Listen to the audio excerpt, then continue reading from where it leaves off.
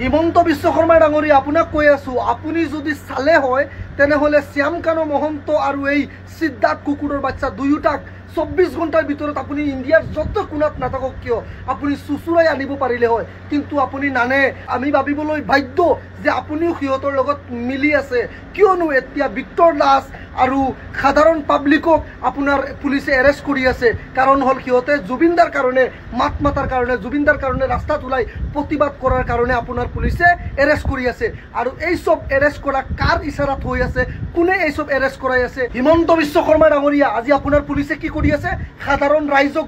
গুৰুলকৈ পিটি আছে আৰু কিহতক জেলত বৰাই আছে কিয় এইটো নেকি পুলিচৰ কাম এতিয়া পুলিচৰ কাম আপোনাৰ কাম হল এই শ্যামকানু মহন্ত আৰু এই কুকুৰ যে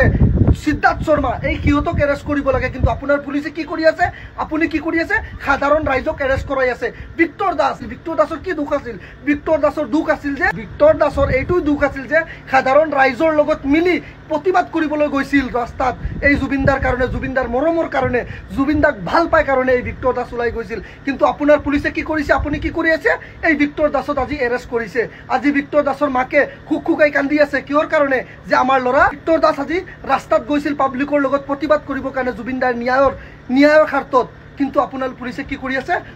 গুৰুলকৈ পাব্লিকক পিটি জেলত বৰাই আছে কিয় কৰাই আছে এইবিলাক কাৰ ইশাৰাত হৈ আছে কোনে কৰাই আছে আমি সব বুজি পাওঁ হিমন্ত বিশ্ব শৰ্মা ডাঙৰীয়া আমি সব বুজি পাওঁ হিমন্ত বিশ্ব শৰ্মা ডাঙৰীয়া আপুনি ৰাজনীতি কৰক কিন্তু আমাৰ জুবিনদাক লৈ প্লিজ ৰাজনীতি নকৰিব আপুনি আপোনাৰ ওচৰত মই অনুৰোধ কৰি আছো যে আমাৰ জুবিনদাক লৈ আপুনি অন্ততঃ ৰাজনীতি নকৰিব এই কুকুৰৰ বাচ্চাকেইটাক আপুনি যদি চালে হয় তেনেহলে 24 ঘণ্টাৰ ভিতৰত এই শ্যামকানু কুকুৰৰ বাচ্চা আৰু এই সিদ্ধাৰ্থ শৰ্মা কুকুৰৰ বাচ্চা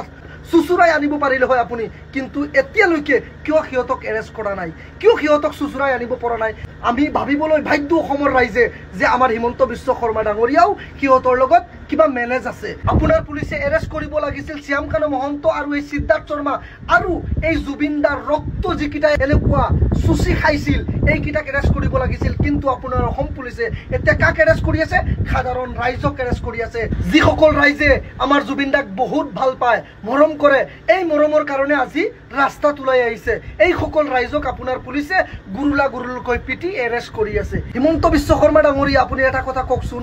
এইখন অসম এনেকুৱা বিচাৰিছিল নি আমাৰ জুবিনদাই কেতিয়াও নহয় কিন্তু এনেকুৱা হৈ আছে এনেকুৱা চলি আছে কিন্তু এটা কথা মনত ৰাখিব হিমন্ত বিশ্ব শৰ্মা ডাঙৰীয়া আমাৰ ৰাইজ কেতিয়াও চুপ নাথাকে জুবিনদাৰ কাৰণে জুবিনদাৰ ন্যায়ৰ কাৰণে আমি যুঁজ দি থাকিম আমি লৰি থাকিম চাও আপোনাৰ পুলিচে কিমানজনক এৰেষ্ট কৰিব পাৰে আৰু জেলত সোমাব পাৰে আপোনাৰ পুলিচে আৰু আপুনি যদি এইটো ভাবি আছে যে আমি এনেকুৱা এৰেষ্ট কৰিম তেতিয়াহলে ৰাস্তাত কোনোবা ওলাই নাহিব জুবিনদাৰ কাৰণে আৰু প্ৰতিবাদ নকৰে